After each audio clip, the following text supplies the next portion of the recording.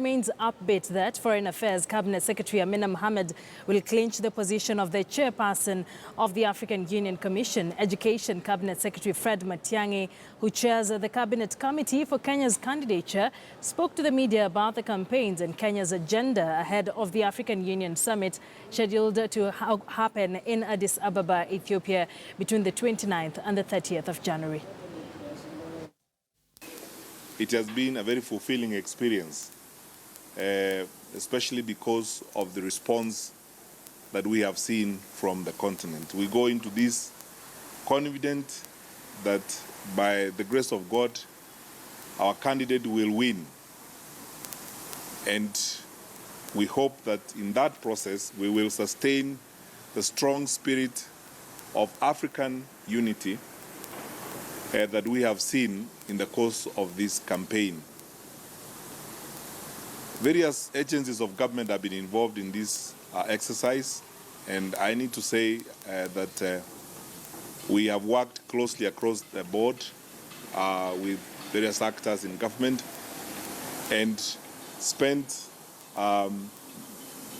very meager resources because we are conducting a campaign in a difficult time. But we have maintained a low-budget campaign that I think has succeeded to reach out to the rest of the continent. Lastly, before I invite you to ask one or two questions, I need to say that as we go on in this campaign, I would like to urge fellow Kenyans to understand that we have a national duty at this point in time. First of all, our candidature is about us as a country. We are seeking the chairperson's position at the AU as a country. And it's important that we are focused on this as a nation. We are focused on this as one people, one group of citizens of a country. I know that there are times when people may have different views, but we are grateful that by and large, our conversations and our interactions with the people of Kenya have demonstrated again that this is a point at which we have all been united to support our candidature at the AU. Lastly, I want to take this early opportunity to congratulate our colleague, Cabinet Secretary Amina Mohamed, for the wonderful work that she has done. She has contributed to raising the profile of our country because of the way in which she has interacted with our colleagues across the continent. She has run a very effective campaign, and even the work we have been doing has been made much more easier because we have a very strong candidate who has very strong credentials and who enjoys a tremendous amount of respect across the continent. We are very, very grateful to her. We would like to encourage her as we go into the voting on Monday next week that we will succeed and that she will continue to do a great job for the continent, such as he has done for our country. We also would like to thank our president.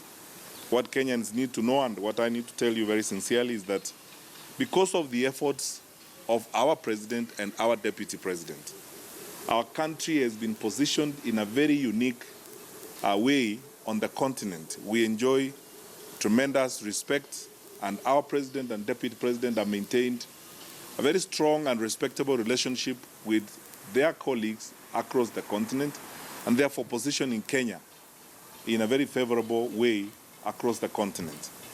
We have a role to play, as I said earlier, as citizens of this country, to ensure that we too support the drive of the government to position our country in that favorable position, because there is a lot to gain from that effort.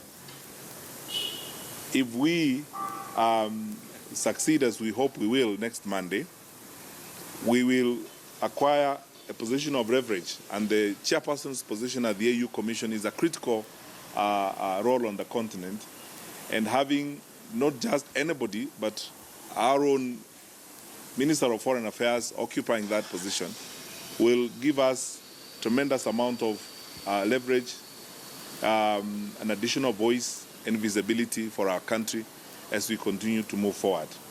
I lastly pledge the commitment, not just of this committee, but of government at large, to work with the rest of the continent, to galvanize the continent towards the achievement or the attainment of Agenda 2063, and to ensure that we continue to do our part as members of the African Union to further the objectives and the vision of the African Union as we move forward.